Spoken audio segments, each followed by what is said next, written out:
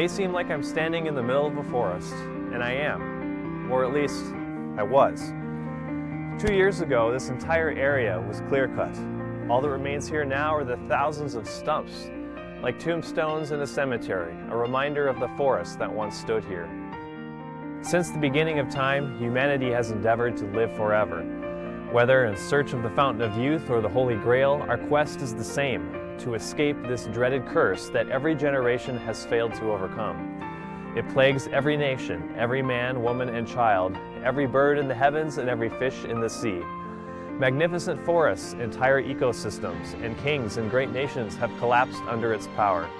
Its grasp has encircled the earth. It has touched and plagued every living thing on our planet.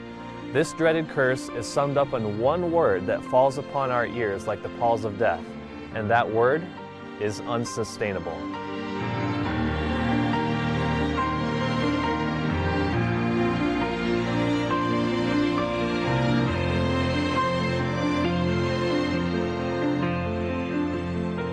Sustainability. It is defined as a system that maintains its own viability by using techniques that allow for continual reuse. In short, it is an adjective used to describe a system that can operate perpetually. Here in the 21st century, achieving sustainability is the chief ambition of the world's greatest minds. Like a black, thunderous cloud on the horizon, the inevitable results of unsustainable practices are trumpeting their impending doom down to present day.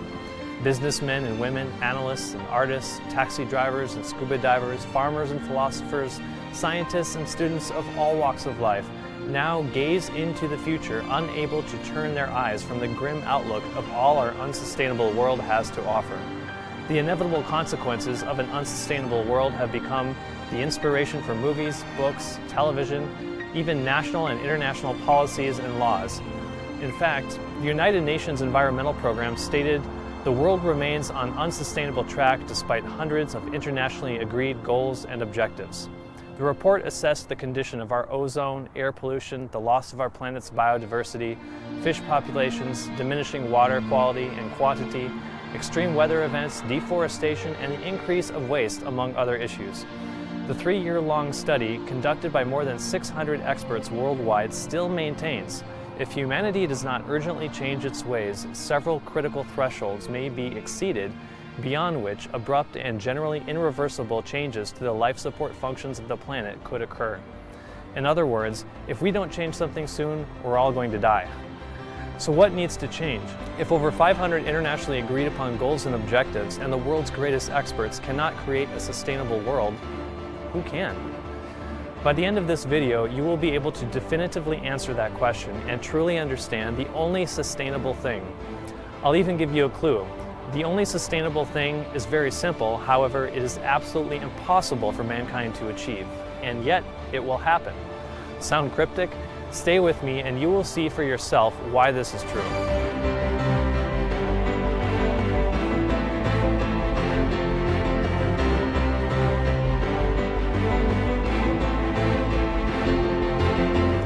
After the President gave his State of the Union address in 2014, U.S. News & World Report simply said, right now the State of the Union is, in a word, unsustainable, and that needs to change. We are facing a new world, and we can't meet its challenges without new ideas and a new vision. Neither our country nor our world can hope to achieve a sustainable planet if we do not first understand why our planet is unsustainable. U.S. News & World Report begins to dig at this concept when they wrote, "America would be well served if the President stakes a broader claim to explain to the nation why sustainability is truly the defining challenge of our time." So why is sustainability the defining challenge of our time? In Chris Martinson's book, The Crash Course, he discusses the unsustainable future of our economy, energy, and environment. In this book, he writes, "The world is in economic crisis, and there are no easy fixes to our predicament. Unsustainable trends in the economy, energy, and the environment have finally caught up with us, and we are converging on a very narrow window of time, the 20-teens. Here is our answer. Sustainability is the defining challenge of our time because now we're going to have to deal with the consequences of our actions in the immediate future. So, how did we get here? Let's turn back the clock and take a look.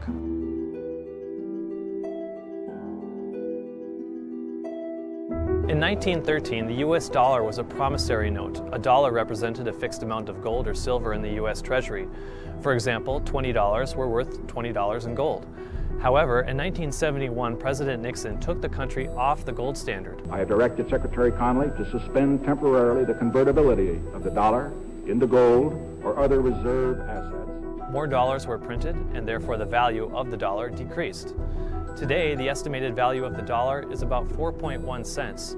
Furthermore, every dollar printed by the Federal Reserve Bank and loaned to the United States government comes attached with debt, which makes paying off that loan mathematically impossible. So we, in our unsustainable ways, just take out a bigger loan.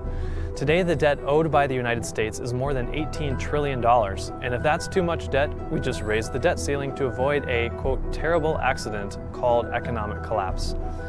200 years ago, most American families grew their own food on plenty of green pasture land. Fruits and vegetables were grown with pure water and sunshine. Today, they are grown with chemicals, lots of them. Farmers used to take special care to protect the food. Today, they're careful to protect themselves from the chemicals they're spraying on your food. Chemical use has become so prolific, Science Daily reported use of fertilizers and pesticides and habitat destruction has also caused a major extinction event. Chemical use has destroyed our soil, and once again, more chemicals are added to keep plants growing, even going so far as to invent genetically modified plants that can survive the chemicals they are sprayed with. These chemicals are not good for the soil, the plant, the people, or the environment. They are only good for one thing: profit. Raising livestock has also changed. Animals are kept indoors with no sunshine, clean air, or water. Instead of grazing on green grass, they are fed genetically modified grain in confined spaces, sometimes unable even to turn around. As a direct result of poor diet and living conditions, the animals become sick. This is solved by injecting the animals with more chemicals. Various vaccines, antibiotics, and drugs are used to keep these disabled, diseased, and dying animals alive until slaughtered so you can eat them. Inevitably, the people become sick, and the solution is the same: take antibiotics, drugs, and vaccines. Instead of searching out the cause of the problem, our medical experts tell us we need to add more chemicals to our bodies to keep us alive as well. Which brings us to another unsustainable problem plaguing our nation: healthcare. As a nation and a planet, we are sicker than any generation that has previously existed on Earth. And therefore, unsurprisingly, the CDC tells us rising healthcare costs are unsustainable, and Time magazine refers to our nation's solution as the unsustainable U.S. healthcare system.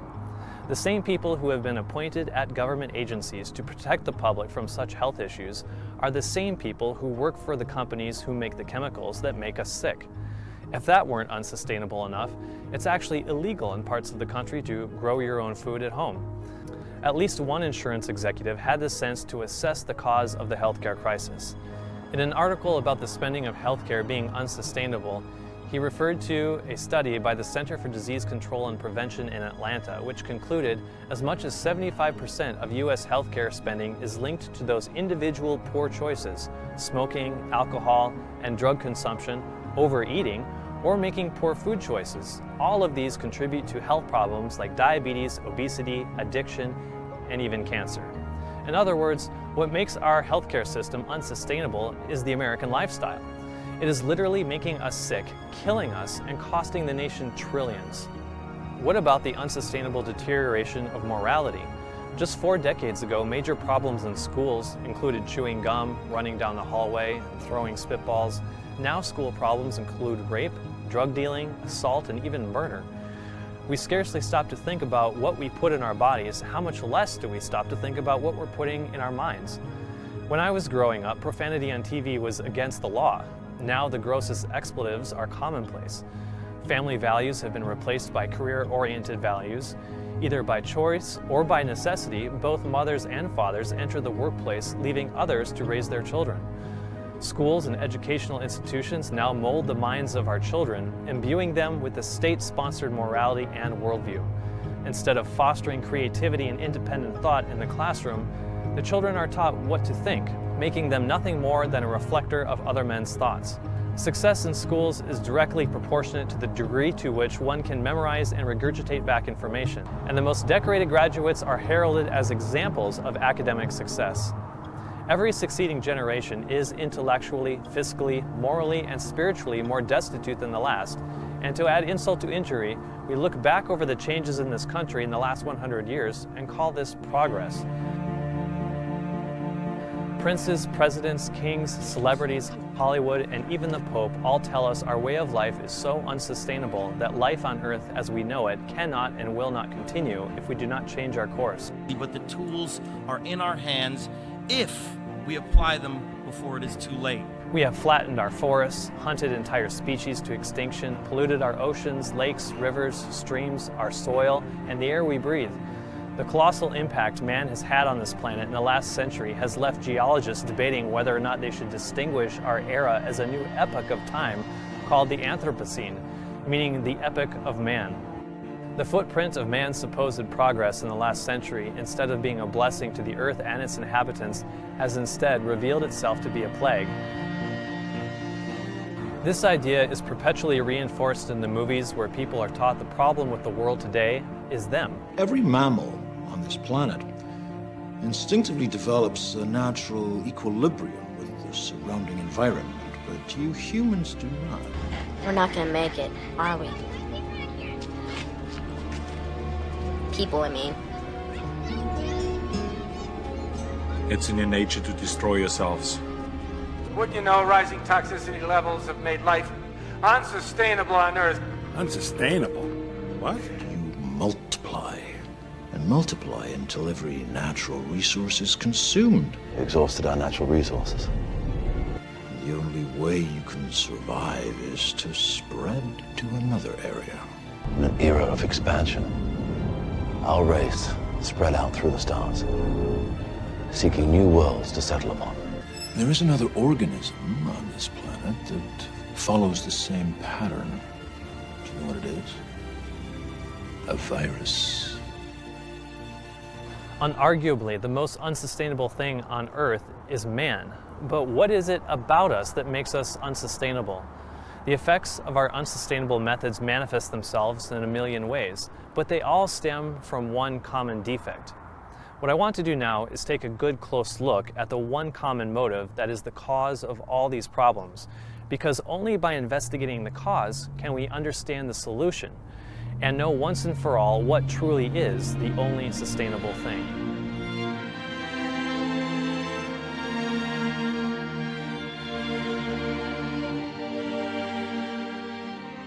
I'm here at the cemetery because I think it's pretty obvious to all of us. The ultimate end of unsustainability is death. That's what unsustainable means. It can't go on forever. Therefore, if you really think about it, finding the key ingredient for true sustainability would mean finding the key to eternal life.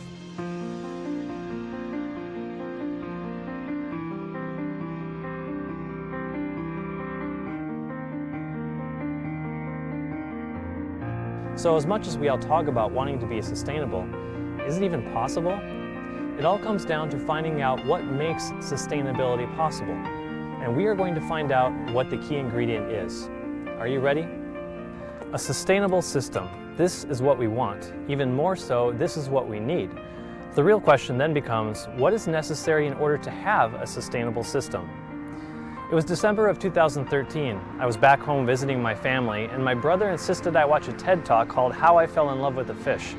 I was not terribly interested, but before I knew it, the video had begun. The presentation was given by a chef named Dan Barber, who was asked to address the problem of the decreasing numbers of fish available to restaurants. How do we keep fish on our menus? For the past 50 years, we've been fishing the seas like we clear-cut forests. It's hard to overstate the destruction. The depletion of fish forced the food industry to turn to fish farms, which are also unsustainable. Fish farms pollute, and they're inefficient. Take tuna. It's got a feed conversion ratio of 15 to 1. That means it takes 15 pounds of wild fish to get you 1 pound of farm tuna. Not very sustainable. Later in the video, he is introduced to a sustainable fish farm in Spain called Veta La Palma. It's a 27,000-acre fish farm. They have bass, mullet, shrimp, eel, and more. Their ecological system is so rich and healthy, there is no feed for the fish. They eat what they would normally eat in the wild. The sustainable fish farm is also a bird sanctuary, home to more than 600,000 birds of over 250 different species. Interestingly, the health of this system is demonstrated by the health of the birds. This sustainable fish farm is located at the end of the Guadalajara River. In this river, you find all the normal chemicals, contaminants, pesticides, and runoff and other pollutants that you would expect to find in most rivers. But when the water leaves the fish farm and dumps into the Atlantic, it's purified water. So this sustainable fish farm does not feed its fish, it measures the health of the fish system by the health of its predators, and furthermore, it is a bird sanctuary and a water purification system. So what is the key ingredient that makes this a sustainable system? Dan Barber was talking with the farm's head biologist named Miguel, and here's what he had to say. Here he's pointing out a rare black-shouldered kite. Now he's mentioning the mineral needs of phytoplankton. And here he sees a grouping pattern that reminds him of the Tanzanian giraffe. I asked him how he became such an expert on fish. He said, fish? I didn't know anything about fish. I'm an expert in relationships. When it comes to sustainability, it's all about the relationship of each component that makes up the system. We see this also in the Environmental Protection Agency's definition for sustainability. They say sustainability creates and maintains the conditions under which humans and nature can exist in productive harmony that permit fulfilling the social, economic, and other requirements of present and future generations. The word harmony defines the type of relationship needed to be sustainable. So sustainability is all about creating and maintaining a harmonious relationship. The EPA's definition is a pretty good one, but if you think about it, it just tells us what the result of a sustainable system is. It doesn't tell us what makes something sustainable because it doesn't tell us what is needed to have harmony. So let's break this down and really get to the root of what makes something sustainable. We're going to build a sustainable model by reverse engineering it. We are going to look at what the results of a sustainable system are and then examine what is necessary to create that result. In this manner, we will work our way backwards until we arrive at the one ingredient that makes sustainability possible. We've seen from the example of the fish farm that in order to have a sustainable system, we have to have a harmonious relationship between all the components of the system. So let's add a harmonious relationship as a requirement for a sustainable system.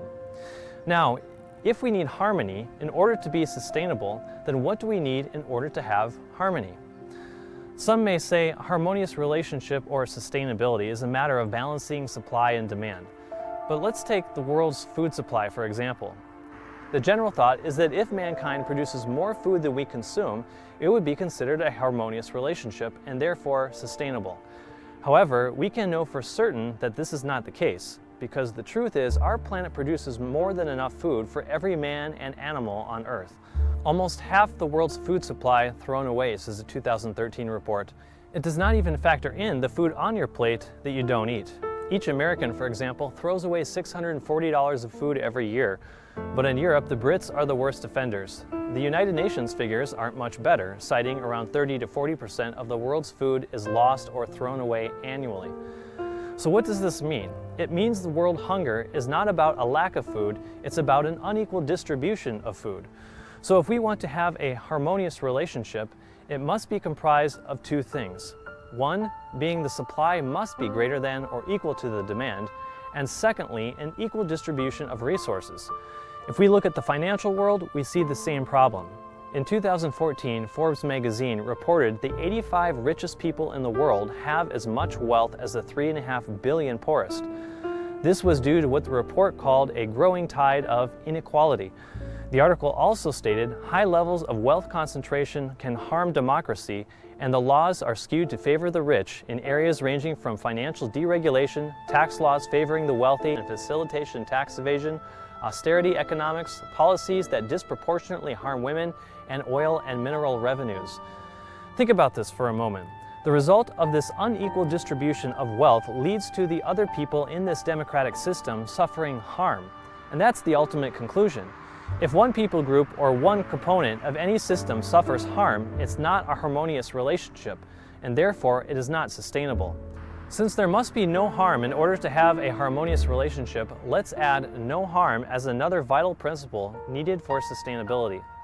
But now the question becomes, how can each party in this relationship be protected so a harmonious relationship is maintained? When I looked up the definition of harmony, I found this on Wikipedia. Harmony involves chords and their construction and chord progressions and the principles of connection that govern them. In order to have harmony in music, you must have principles, rules, or laws that govern the relationship of all the sounds. Now, how about in society? Are laws necessary to govern the relationships of people in order to maintain harmony? In the article titled "Why Laws Exist," the first principle mentioned is called the harm principle. We read that laws created under the harm principle are written to protect people from being harmed by others. So that's pretty simple. The reason we have laws is to govern the relationships of people so nobody gets hurt. Since law is a required component to ensure there's no harm, let's add laws to our sustainability model. And now that we have laws to protect people from being harmed by others, everyone will enjoy a harmonious relationship and we will have a sustainable system, right? Wrong.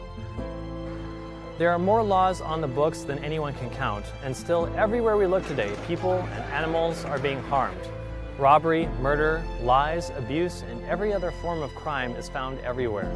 In America, there are hundreds of thousands of laws, maybe even millions. In the year 2010 alone, over 40,000 new laws were added to the books. How many more laws do we need before people won't hurt each other? The obvious answer is, that answer is negated by the inescapable fact that laws don't work. They are a deterrent at best. Here's why laws don't work. We are a race of beings with free will, which means we all have the capacity to do whatever we want. Free will is a great thing, but it poses some very real problems, namely getting everyone to act within the confines of laws so that nobody gets hurt. And this is where mankind's ability to ensure sustainability really starts to break down, because ensuring the actions of every being on Earth are obedient to the rule of law is going to be impossible. It is not impossible because there aren't enough laws or even enough law enforcement. It is impossible by nature of the fact that man has free will. Irregardless of the obvious challenges this poses, in order to have a society where there is no harm, there must be laws to define what harm is and what it isn't. Even if those laws are impartial and perfect, the effectiveness of those laws to protect people from harm depends entirely on the actions of every person being in conformity with those laws. So let's add actions to our list as a prerequisite for those laws to work. If we want to know how to have genuine sustainability, we need to keep digging. So let's keep exploring this further, beginning with asking the next logical question. Why do people act in violation of law? When a man is caught stealing something from a store, there is a consequence for his action and he is put in jail. So why didn't the law work? Was there some fault in the legislation? Obviously, the reason why the law was broken had nothing to do with the law itself. It had to do with the man. Therefore, it wouldn't matter if we had 1 billion laws, or even if they were all rigidly enforced. There would still be crime and people would still get hurt, because there is still something fundamentally unsustainable about the actions of mankind, and we must get to the root of it. So let's ask another probing question. When did the man break the law? Was it when he stole from the store or at some other time? If you really think about this, he actually broke the law before he stole from the store.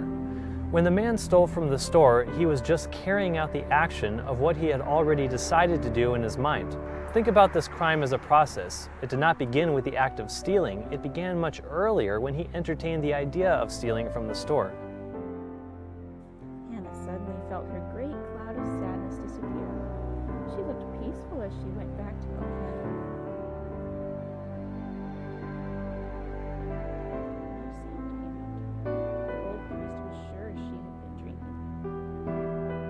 In order to move a muscle or even walk, we must first think about the action we want to perform, and then our brain sends the signal to our body to put our thoughts into action. In the same way, our actions always follow our thoughts. Therefore, the deep-rooted problem of unsustainability of man involves the thoughts of his mind. If we look at our sustainability model, we know laws alone are not enough. True sustainability requires our actions to be in harmony with law, and in order for our actions to be in harmony with the law, it involves our thoughts. So let's add thoughts to our model. Now you might be thinking, I can think about doing something that would break the law and harm somebody else, but that doesn't necessarily mean I will act on it.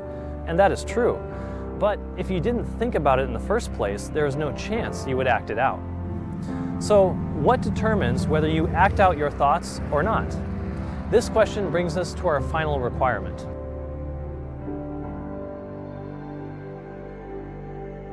How about this question? Where do our thoughts come from? What is it that shapes or inspires our thoughts? Someone may say our thoughts are inspired by external stimulus or circumstances. For example, maybe our thief lost his job, so he robbed the store to help feed his family. However, another man in the same position may choose not to rob the store. And then she ran home as fast as she could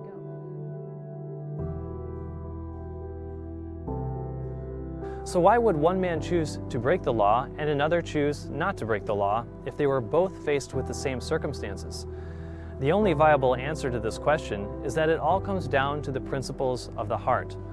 One man believes his pain does not make it okay for him to harm someone else, and he chooses not to do wrong, while the other man, who broke the law, decides it is permissible or necessary for him to ease his burden by hurting someone else.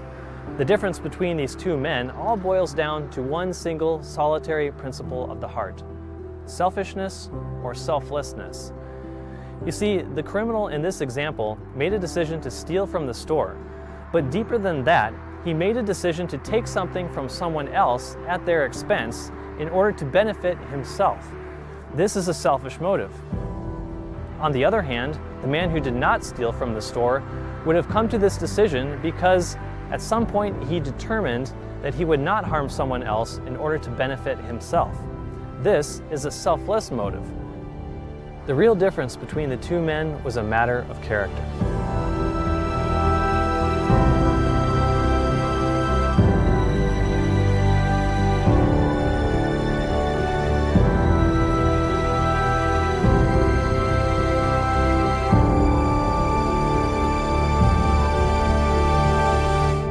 Character is not merely a matter of philosophy or religion, it is also very much a matter of science.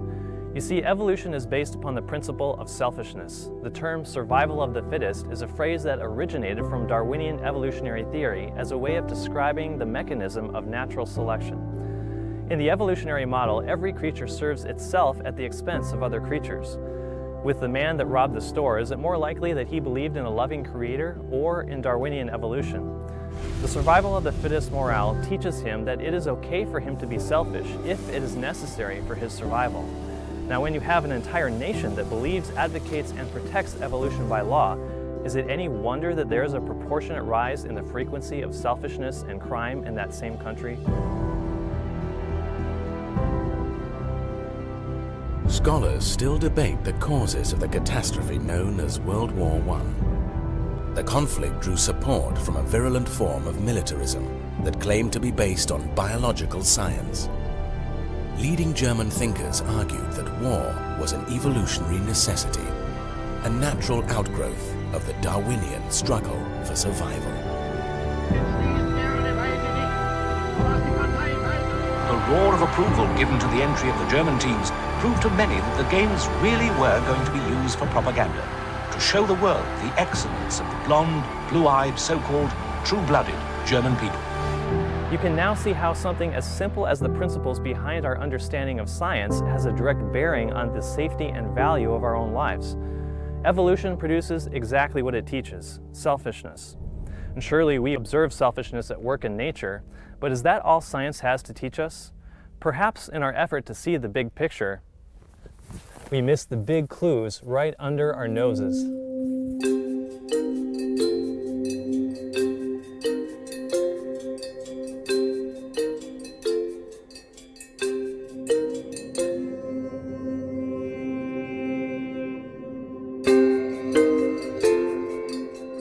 The evolution of altruism, selflessness in ants, that's fighting talk. Leading biologists are at each other's throats over a quirk in evolution.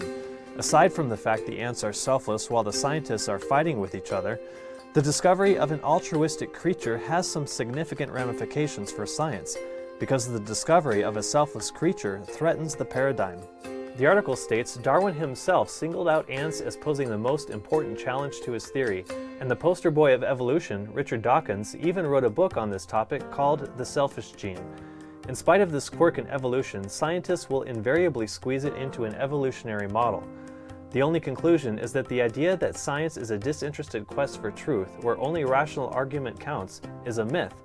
Like any human endeavor, it is swayed by fashions, by belief, and sometimes even by the lynch mob. How about this article from Science Buzz? The Ultimate Sacrifice. A few ants selflessly give up for the good of the colony each night. The article states that scientists have observed behavior in ants in Brazil where a small group of ants sacrifice themselves each night for the good of the colony by covering the colony entrance from the outside. Often the ants on the outside don't make it through the night, being exposed to low temperatures, wind, predators, and other conditions, and thus sacrifice themselves so those within the colony are safe. Or how about this article from Scientific American? Infectious Selflessness, How an Ant Colony Becomes a Social Immune System. It says the ants were found licking their neighbors to remove the fungal spores before the pathogens sprout and grow. Apparently, such grooming dilutes the infection, spreading it thinly across the colony instead of leaving their infected peers to deal with the infection on their own and die. Healthy ants share the burden, deliberately infecting everyone in the colony with a tiny dose of fungus that each individual's immune system can clear on its own. If evolution is true, how is it possible for selflessness to exist? Nature.com reports altruism can be explained by natural selection. They say the analysis have begun to spark controversy among scientists who are already highly divided on the issue of how altruistic behaviors evolve. In other words, the scientists agree natural selection can explain selflessness, but none of them agree on how. Scientists observe selflessness, but they can't explain it. Another article states, is survival of the fittest finished? Scientists prove that generosity, not selfishness, is the only way modern civilization can survive. In other words, they're finding out that selflessness is sustainable. How did they discover this? Through a demonstration. How is the sustainability of selflessness demonstrated? Yes, it was through the ants. The article says it's long been thought that humans evolved by looking out for themselves and making selfish decisions. Yet it appears this evolution theory may have taken a turn as scientists discover being generous and working as a team is now the only way we can survive. The scientists conclude saying, our paper shows that no selfish strategies will succeed in evolution, Plotkin said. The only strategies that are evolutionarily robust are generous ones. In the conflict between creation and evolution, it was a demonstration of altruism that led the scientists to see that selflessness is the only sustainable thing. Science is not the only arena that tells us selflessness is the only way civilization can survive. On this Hindu website, I found an article called Selfishness, the Greatest Disease of Mankind. In the author's conclusion, we read, selfishness is the greatest of all diseases. Heal humanity of it, and the world becomes a paradise.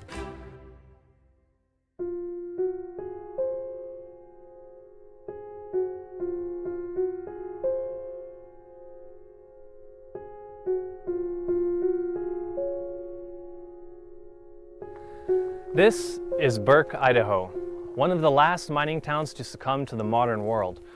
Back in the 1800s, these mining towns were booming. The prospect of finding large amounts of silver, zinc, or even gold brought thousands of people to these remote places, all hoping to strike it rich.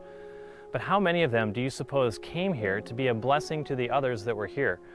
Of the thousands that flocked to these mining towns, how many do you suppose came to meet the needs of their fellow man, to support one another and build up people instead of building up buildings? Probably not many. And today, Burke is a ghost town, a grim reminder that all our selfish pursuits in life will likewise come to an end. And then, what will it all be worth? The people that built up this town have likewise perished with their dreams and aspirations. Towns like this should make us pause and really ponder the purpose of life. Is life all about making ends meet and working to get rich? How many millions today are still searching for wealth and prosperity in the minds of the modern world? Look at the legacy such pursuits have left behind. Selflessness. Could this really be the core ingredient needed for true sustainability? Let's put it to the test. For our purposes here in this video, let's apply a selfless motive to some of the unsustainable examples mentioned earlier. Remember the Forbes magazine article saying that 85 of the richest people own as much wealth as half of the world's population? Well, what if those 85 people were genuinely selfless individuals? What would the distribution of wealth look like then? In fact, what if all 7 billion people on Earth were all completely selfless? The world economy might function a little more like the early disciples in the Bible, where it was written, "Your abundance may be a supply for their want, that their abundance also may be a supply for your want, that there may be equality. As it is written, he that had gathered much had nothing over, and he that had gathered little had no lack." If we all follow this advice, some might have more and others less, but everyone would have exactly what they need. Imagine that. There would be no poor people, no homeless people, nor anyone who lacked food or clothing or an education. Now, let's look at another example. Remember the article showing that 30 to 50% of the world's food supply is thrown away? If everyone on Earth was selfless, how different would that statistic be?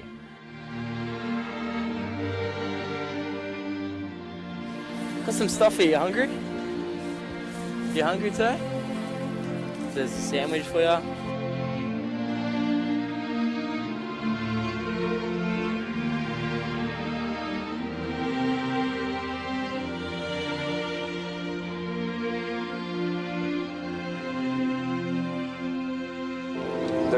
Here's another pair of socks in here.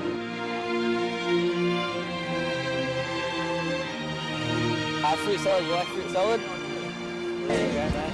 Why do I do this? I guess it's just the rush I get when I do something good for someone and don't expect anything back. Seeing them smile, it's seriously one of the most amazing feelings in the world.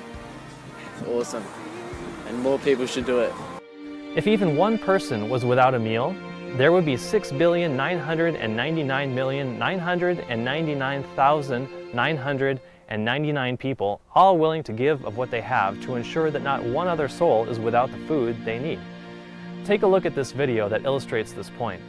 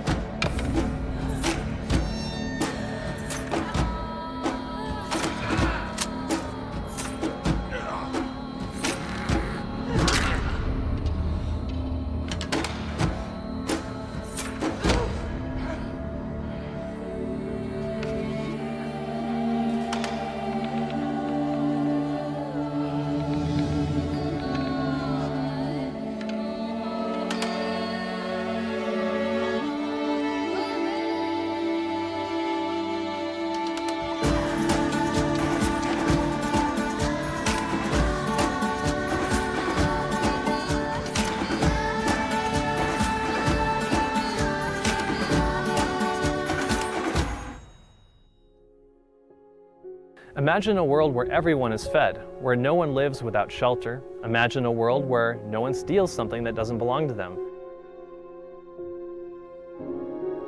You wouldn't need locks on your house or a car or on anything. Imagine a world where no one lies or cheats and no one takes the life of any other living thing.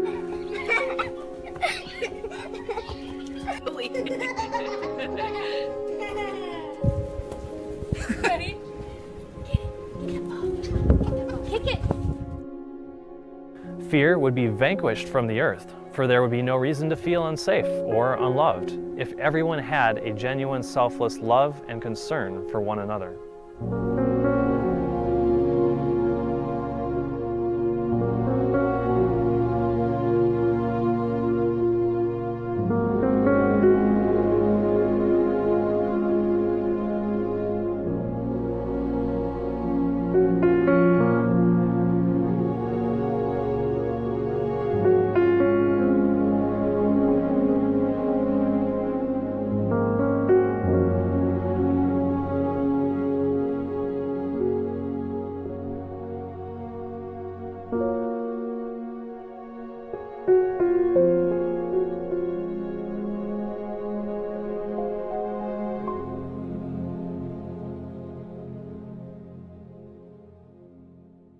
It looks as if true sustainability, therefore, depends on every human being having and maintaining a selfless heart.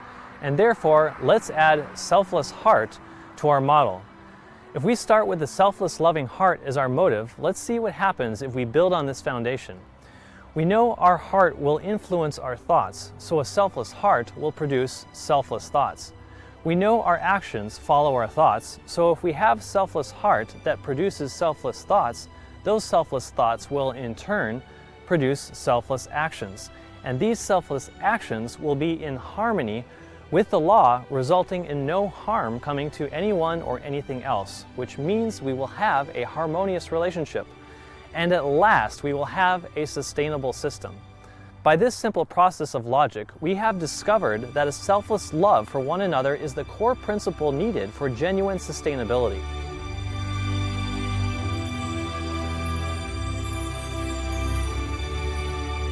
Without selflessness, nothing will be sustainable. Now, by contrast, what happens if we have a selfish character? It will result in selfish thoughts, and then selfish actions will follow. And because they are selfish, they pay no regard to laws, when by breaking the law they can benefit themselves, even if it means others will be harmed. There is no harmony, just unequal distribution of food, wealth, resources, just as it is in our world right now. It may seem like the selfish individual may prosper, but ultimately the end result of selfishness, because it is unsustainable, is death. And the proverb goes, "There is a way which seemeth right unto a man, but the end thereof are the ways of death." The process of selfishness works like cancer. In this article, cancer is called the selfish cell. The article states that most of the time the body's cells work together harmoniously, each contributing to the greater good. Healthy cells in the body work together harmoniously, meaning they have a sustainable relationship. Why? Because they contribute to the greater good. In other words, even on a cellular level, our body is designed to operate by selfless principles. But this is not true of cancer. Cancer cells, which divide and colonize the body, are an exception to this rule. They prosper at the expense of other cells, but also seal their own fate by eventually killing the host. When it says cancer prospers at the expense of other cells, this means other cells are damaged or destroyed so cancer can live. Cancer then operates upon selfish principles. And what is the end result of selfishness? Ultimately, it always leads to death, even killing the host. Is it possible humans living on this planet are like selfish cancer cells, each striving to prosper even at the expense of others? And that the end result of our selfishness will even lead to the destruction of this planet that is hosting us? But therein lies the problem. From the cradle to the grave, selfishness governs the conduct of our character. It determines everything we do, from what we eat to where we go. It determines how we spend our money and how we make it. Sure, we may have moments of selfless acts, and they are beautiful, such as a man placing a coat on the shoulders of a shivering child in the streets of New York, or when he shares $100 he was just given with another homeless stranger. Even wolves befriending bears, or a man befriending lions or crocodiles or kittens. When selflessness flashes through humanity, or even through the animal kingdom, it illuminates our dark world with a piercing beauty like the stars on the black velvet of the night sky. Imagine if every living thing on earth was imbued with a character of perfect selflessness. It would be heaven on earth. Our world as we know it today, however, is far short of perfection.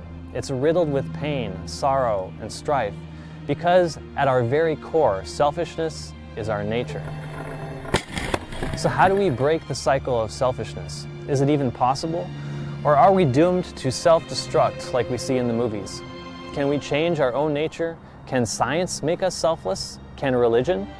There are 11-step programs, selfless guides, how-to videos, and TED Talks. But I'm not talking merely about acting selflessly. 100% sustainability requires a complete change of our nature, from the inside out.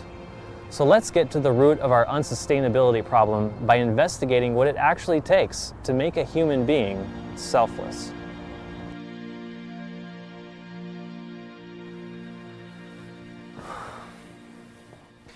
Rather than sift through a worldwide web full of frivolous ideas without a compass, let's set up some requirements by which we can measure the potential of a source or a solution to make us selfless.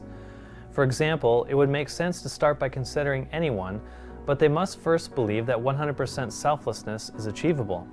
Second, they must demonstrate that they are themselves 100% selfless. This means their heart, mind, words, and deeds are always selfless without exception. The very core of their character must be selfless. If we are to take anything they have to say seriously, they must demonstrate genuine selflessness can be achieved. Otherwise, whatever they say will remain in the realm of theory, never becoming fact. Third, of those who claim this can be done and have demonstrated that they are selfless themselves, let us only consider those who have been able to change the heart or character of someone else other than themselves. They must be able to demonstrate their approach to changing another person's selfish character into a selfless character really works. With these three requirements, we're certain to find someone or something that can change the principle of our selfish hearts and make us a truly sustainable people. That is, of course, if this is even possible. These requirements are a tall order, but if sustainability is at all possible, and if all three of these requirements are demonstrated, then we are sure to find the answers we're seeking. So, with these requirements as a litmus test, where do we begin to look? As for me, I started where any other person from this century would begin a long quest for knowledge. I did a Google search. I typed in, "Who can change my character so I can be more selfless?" The first link that popped up was for a movie, which I didn't think would help. So I clicked on the second link, and up popped a blog called 3 Questions to Help You Live Selfless in a Selfie World. In the third paragraph, the author wrote, "Navigating the world of selfies is especially challenging for those who claim to look at Jesus as their role model for how to live. Jesus happens to be the most selfless character I can think of. Imagine the selflessness needed for the King of Kings to leave his throne in heaven and take on the form of a tiny, helpless baby. He lived in a humble home, growing up, and worked as a carpenter before launching into his ministry. Even in his ministry, he wandered town to town, visiting the poorest areas and people. He didn't build himself a beautiful platform and expect others to come to him. He was looking for those who were lost, those who needed healing, those who were willing to receive the gift he had for them." Now I know many people are thinking, "Oh, forget it, I've heard enough of this Jesus character." But let me ask you, how badly do you really want to live a sustainable life? If we eliminate certain possibilities based on our preconceived notions, then we are preventing ourselves from investigating and arriving at that which might be true. I believe that if something is true, it will bear investigation. Therefore, let's not limit our options. All solutions are on the table. So let's investigate the claims of this selfless king named Jesus. First, we said they must claim to believe selflessness is possible. In Matthew chapter 5, Jesus makes an interesting statement. He says, "Be ye therefore perfect, even as your Father which is in heaven is perfect." But what does he mean by perfect? What is it about God that makes him perfect? Well, according to 1 John chapter 4 and verse 16, God is love. The Greek word for love here is the word agape. Regarding the word agape, Wikipedia had this statement to share, saying C.S. Lewis in his book, The Four Loves, used agape to describe what he believed was the highest level of love known to humanity, a selfless love, a love that was passionately committed to the well-being of the other. In other words, the attribute of God that makes him perfect is his selfless love. Jesus said to a wealthy young man, "If thou wilt be perfect, go and sell that thou hast, and give to the poor, and thou shalt have treasure in heaven, and come and follow me." This challenge brought to light the imperfection of the young man's heart, revealing his selfishness. His love was not perfect, and therefore, when the young man heard that saying, he went away sorrowful, for he had great possessions. In Jesus' words, "If thou wilt be perfect," Jesus was letting him know the perfection of God's selfless love could be his as well. In this, and in many other ways, Jesus does indeed claim that perfect selflessness is possible. So let's look at the second criteria. Did Jesus himself demonstrate a perfectly selfless character? And above all these things, put on charity, which is the bond of perfectness. The word for charity here, also often translated as love, is again the Greek word agape, which means selflessness. So what is being said here is, above all these things, put on selflessness, which is the bond of perfectness. To be perfect means to be selfless. So what was the purpose of Jesus' entire life?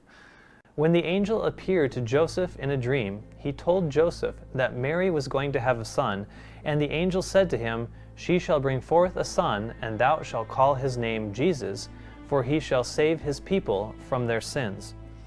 So Jesus' purpose in his life's mission is to save people from their sins. So what is sin according to the Bible? We read in 1 John 3:4, "Sin is transgression of the law." The law is, of course, the 10 Commandments. Any violation of this law is sin. So what does this have to do with selfishness? Pay close attention to this, because it will forever change the way you understand the 10 Commandments. Paul writes that love is the fulfilling of the law. This means the 10 Commandments are fulfilled or kept when we love one another. But the reverse is also true. When one of these commandments is broken, it is an evidence that love does not exist. Therefore, the 10 Commandments are a definition of love. Everything within the confines of this law is love, and everything outside of it lacks love. But what kind of love is this? Well, there's a chapter in the Bible nicknamed the Love Chapter, and in this chapter we're told exactly what love is. In 1 Corinthians 13, the Bible says, "Love suffers long and is kind. Love does not envy. Love does not parade itself. Love is not puffed up, does not behave rudely, and does not seek its own." Love does not seek itself, meaning this love is not a self-centered love, it is a selfless love. It is altruistic, always seeking the benefit and welfare of others. Paul also says in Romans 13, "He that loveth another hath fulfilled the law." In Galatians we read, "Bear ye one another's burdens, and so fulfill the law of Christ." And all the law is fulfilled in one word, even in this, "Thou shalt love thy neighbor as thyself." The 10 Commandments are not merely a list of commandments. Rather, at the core, it is a law of selflessness. The purpose of this law is to preserve selflessness by prohibiting selfishness. So whenever one of these commandments is broken, it is an evidence that the principle of selfless love has been violated by selfishness. This law is a boundary God gave to mankind to help us understand what love really is. So if there is any record of Jesus committing a sin or a selfish act by breaking any of the 10 Commandments, we can eliminate him as a possibility for our test. But Jesus said in John chapter 15 and verse 10, "I have kept my Father's commandments." Now, saying it is one thing, proving it is another. So how about a couple witnesses? When Jesus was brought to trial for sedition and blasphemy, Pontius Pilate investigated Jesus and said, quote, "I find in him no fault at all," end quote. Peter wrote that we are redeemed with the precious blood of Christ as a lamb without blemish and without spot. Paul, the persecutor of Christians, after his conversion, wrote, "Jesus, the Son of God, was in all points tempted like as we are, yet without sin." Those who follow Jesus, along with his enemies, and even the man who sentenced him to death, all declared that Jesus was innocent. He was without sin, meaning he had committed no selfish act throughout his entire life. What Jesus said was true: "I have kept my Father's commandments and abide in his love." Jesus did demonstrate a perfectly selfless character. Not once did he speak, act, think, or even eat for selfish reasons. From his birth in a manger to his death on the cross, nowhere was his life corrupted by the smallest stain of selfishness.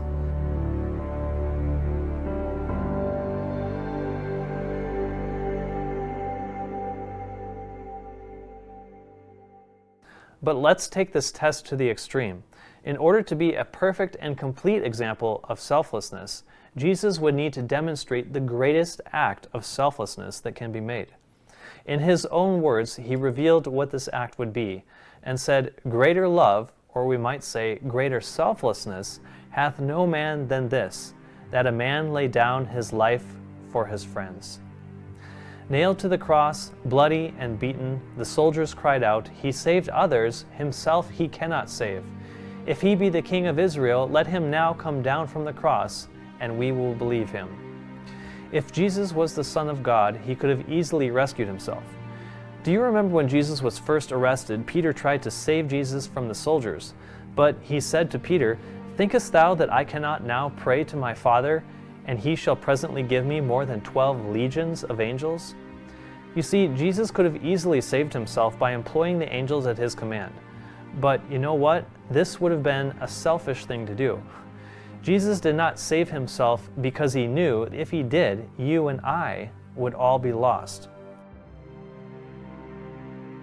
With his last breath, he gave us a demonstration of the greatest act of selfless love as he laid down his life for us. It is because he had all the power of God and chose not to use any of it for himself that it can be said Jesus was the greatest and only example of perfect selflessness that was ever given to man. It is finished. Then he bowed his head and gave up his spirit. Jesus' example of selflessness was not only for us to witness, but for us to follow. Whosoever will come after me, let him deny himself, Jesus said. To follow Jesus, a Christian is called to a life of self-denial, because this is the life that Jesus exemplified. For even the Son of Man came not to be ministered unto, but to minister, and to give his life a ransom for many. This man, claiming to be the Son of God, came to our planet to live by example a life of perfect, selfless love. And for this purpose, those who follow him are called to live a selfless life just as he did. As it is written, He died for all, that they which live should not henceforth live unto themselves, but unto him which died for them and rose again. In giving sight to the blind, a voice to the mute, hearing to the deaf, and mobility to the lame, Jesus consistently demonstrated his life of devotion to others, even to the washing of the disciples' feet. But now, Jesus goes further and calls you and I to a life of selflessness as well. He said, For I have given you an example that ye should do as I have done to you. And this leads us to our third and final test question. Can Jesus make us selfless people?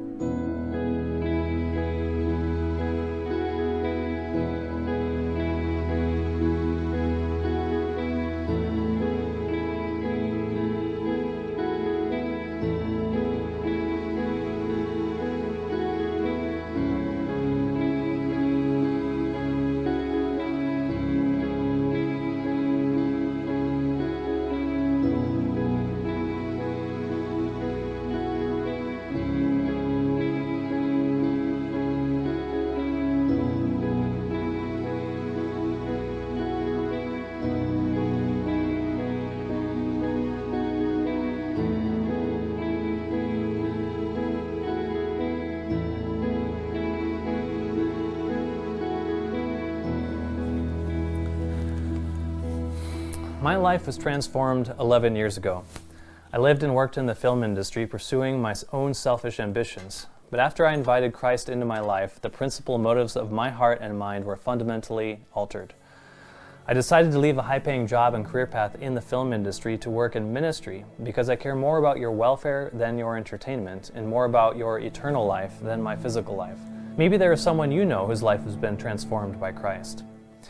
But this book, the Bible, from start to finish, testifies that Jesus is in fact a perfect example of selflessness and that he is able to change the vilest minds and hearts of men and women, making them humble, selfless, and therefore sustainable. Since this book was written, millions of people who have read the Bible have testified with their lives that they had been changed by Christ, including the millions of Christians tortured and killed during the Dark Ages, who sealed with their blood their testimony that Jesus had changed them. Untold millions more, even to this day, have by the word of their testimony proved that they love not their lives unto the death. No ethnic or people group in the history of earth has been more heavily persecuted, tortured, and systematically destroyed than have the Christians, whose core belief is that God wants them to be loving and selfless. The blood of this innumerable company of believers cries out from the forgotten volumes of history even to our day as a record and a witness that the author of this book still lives to change lives. Perhaps the ultimate proof that Jesus can change our nature from a selfish one to a selfless one is to let him do this work in your life. Have you ever tried? David wrote, "O taste and see that the Lord is good. Blessed is the man that trusteth in him." In other words, there is no greater evidence that Jesus can change our lives than first-hand experience. God says, "Ye shall seek me and find me when ye search for me with all your heart, and I will be found of you, saith the Lord." God is not like a man. He has nothing to prove. He is not interested in revealing himself to skeptics to prove them wrong. On the contrary, he longs to reveal himself to those who need him and want him. The Bible declares, "The Lord is nigh unto them that are of a broken heart, and saveth such as be of a contrite spirit." I know when I was at a low point in my life, when I genuinely wanted and needed him, I asked him to come into my life, and he did. And since then, I've never been the same.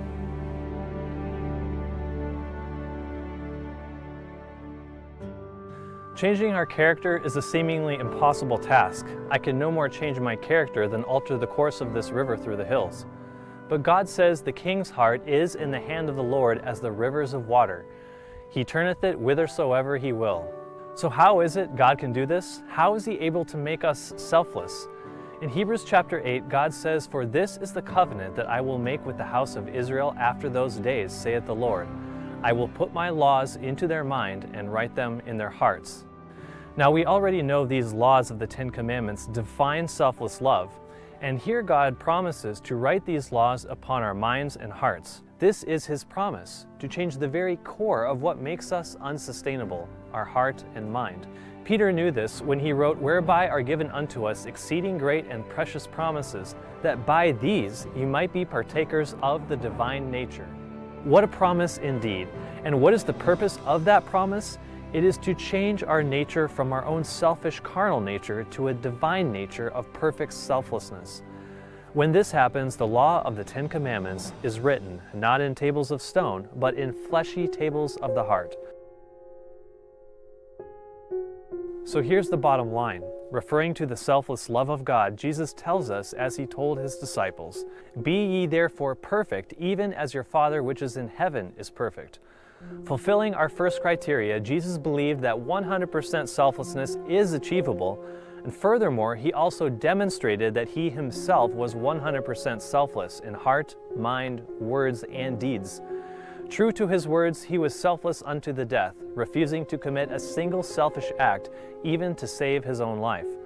Therefore, Jesus fulfills our second criteria by demonstrating a life of perfect selflessness. And finally, the Bible is full of testimonies and events where those who gave their lives to Jesus were radically transformed from a character of pride, selfish ambitions, and self-preservation to a character of humility and selfless love with a self-sacrificial spirit, always putting the needs and lives of others before themselves. But we don't need the Bible to know that this change is possible, or even the countless number of Christian books in print. Paul said, "Ye are our epistle, written in our hearts, known and read of all men.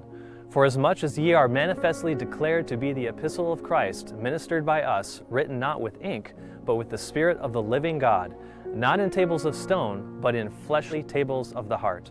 Ink and paper is not needed to prove Jesus can change you, for you will be able to see the change in living examples of those who have genuinely given themselves into Christ's hands and minister even as he ministered.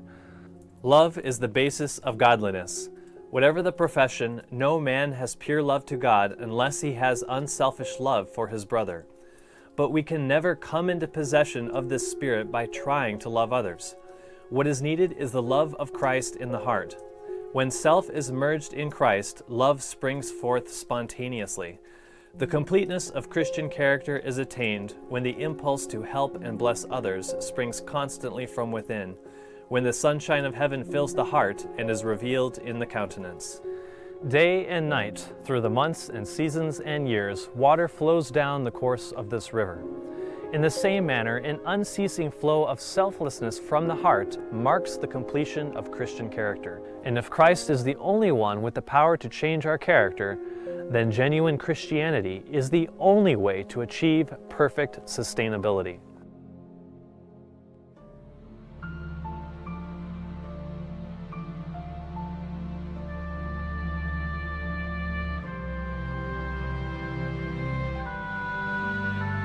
The core necessity for any and all sustainable systems is a selfless heart, and from the heart flow the nature of all our thoughts.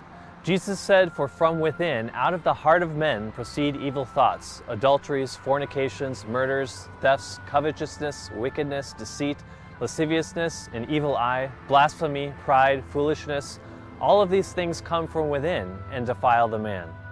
Therefore, a selfish heart will produce selfish thoughts. And when Eve wandered near the tree of knowledge of good and evil, the Bible says Eve saw that the tree was good for food, and that it was pleasant to the eyes, and a tree to be desired to make one wise. She took of the fruit thereof, and did eat. First came the desire. She thought about eating the fruit, and her actions followed her thoughts. For after she desired the fruit, she took of the fruit thereof, and did eat. This single selfish act was an act of rebellion against the law of selfless love, and an immeasurable amount of harm followed, including death, because without sustainability, death is an unavoidable inevitability. The Bible says about Jesus, "In him was life, and the life was the light of men." Mankind lived in a harmonious relationship with God, who is the source of life, but sin broke this harmonious relationship by separating us from God.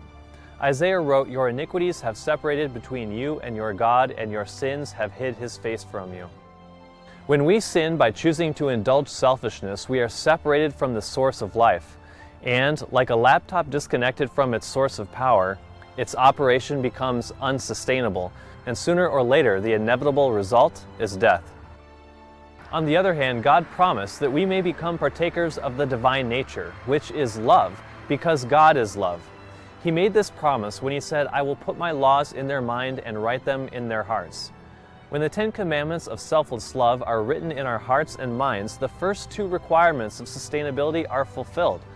The character is impressed with a new selfless nature, and the mind likewise is impressed with selfless thoughts. And a good tree bringeth not forth corrupt fruit. From a selfless heart and mind will spring forth unselfish actions in harmony with the law of God. They did everything, the driveway, the stoop, the whole sidewalk, all the way up to the fence. Every single walkway had been shoveled. I mean, I can't believe it. I cannot believe it. The mystery shovelers weren't looking for praise. The only clue they left came in the form of a message. They didn't try and take any credit for it. This is what they left on the door. It says, "You got served." Paul wrote, "Love worketh no ill to his neighbor, therefore love is the fulfilling of the law." In this one verse, the last 3 requirements are addressed. When the law is observed, love is preserved, and the result is that no ill or harm will come to your neighbor, and the mention of thy neighbor addresses the subject of relationship. When these 6 requirements are met, the result will be a sustainable life, but all 6 of them stem from the one principle of character in our heart. Therefore, we can make 2 positive conclusions from all of this. First, a selfless heart is the core requirement for any sustainable system. And second, only Jesus Christ is able to change the nature of our selfish heart into a selfless and sustainable one.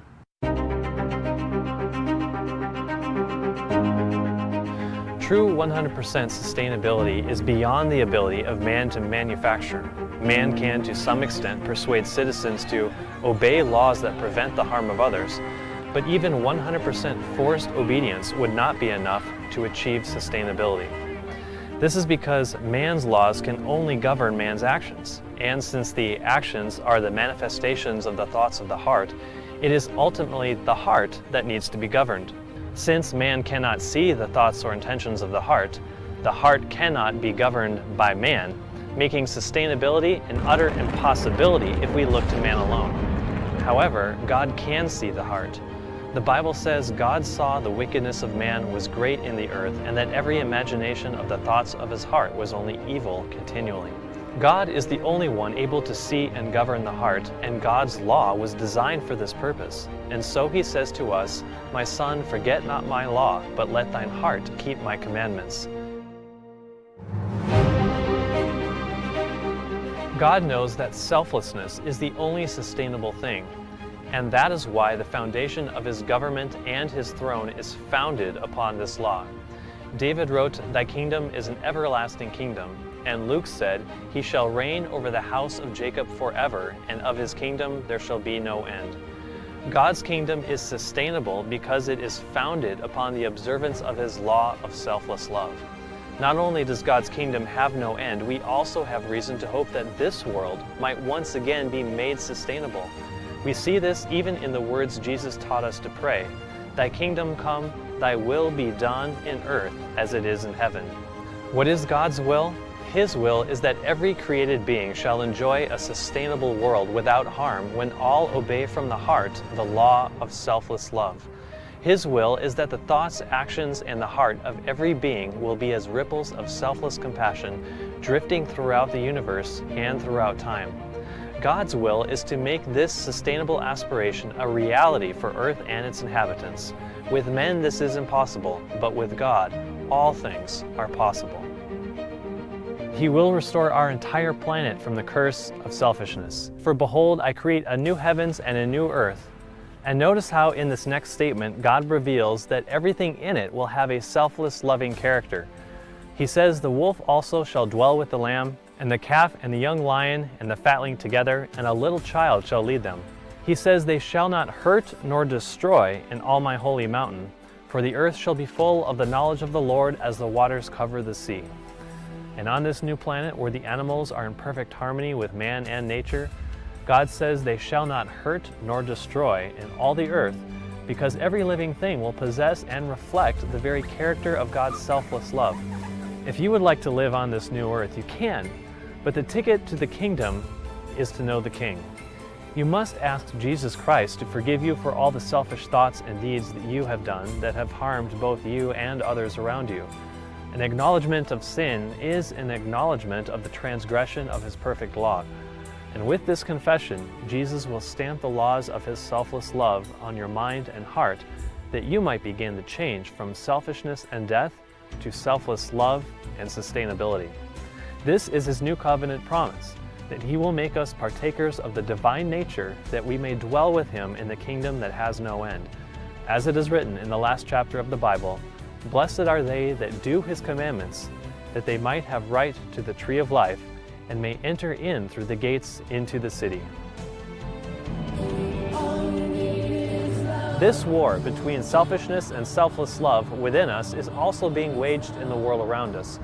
Religious sects are at war with each other, companies and corporations are in cutthroat competition, politicians argue and debate in their strife over power, mankind is fighting battles, disease and poverty, fighting in line for TVs, fighting traffic, fighting each other, fighting cancer, fighting for rights, or just fighting for life. Everywhere we look and everywhere we go, there is a perpetual inferno of conflict. I have breast cancer. At the end of all these controversies are two opposing principles. Selfishness and selflessness are at war in us and around us. This great war did not begin on Earth. It really did begin in a galaxy far, far away. As the pages of Revelation tell us, there was war in heaven. If we really want to understand the unsustainable nature of man, why we are here in this mess, and how this epic clash of principles will unravel in the future, then we cannot do it by looking at the events of present day. Confusion and turmoil are swirling around us on a daily basis. If we really want perspective, and if we really want to see where the trajectory of our selfish and unsustainable course is leading us, then we cannot do it by only looking at the world today. We need to go back to the very beginning. If we examine how this conflict began and we compare it to where we are today, then we will have the perspective needed to understand where we are going in the future. In part 2 of the Selfless series, we are going to go back to the beginning and see how this war began. This will be a look at history like you've never known, because this is the history of the principles that are the foundation of the very meaning of life. In the rest of the Selfless series, we will trace the movements of this war up to present day and even look into the future at the coming crisis that will involve all the inhabitants of Earth. The final clash between these two principles is about to unfold. So let's go back to the beginning, for the lost secrets of ancient history have much to tell us about the story of our future, and the grand conclusion of this epic war that has become known as the Great Controversy. A debate over Muslim refugees dominates much of the emails that you deleted. Hail Satan! An awful lot about blowing up the White House. Have a controversial pipeline in North Dakota. Vaccinating children early with MMR vaccine. 530 sieverts per hour. When you come to church, when you worship Him, you're not doing it for God, really. You're doing it for yourself. Because that's what makes God happy. Amen.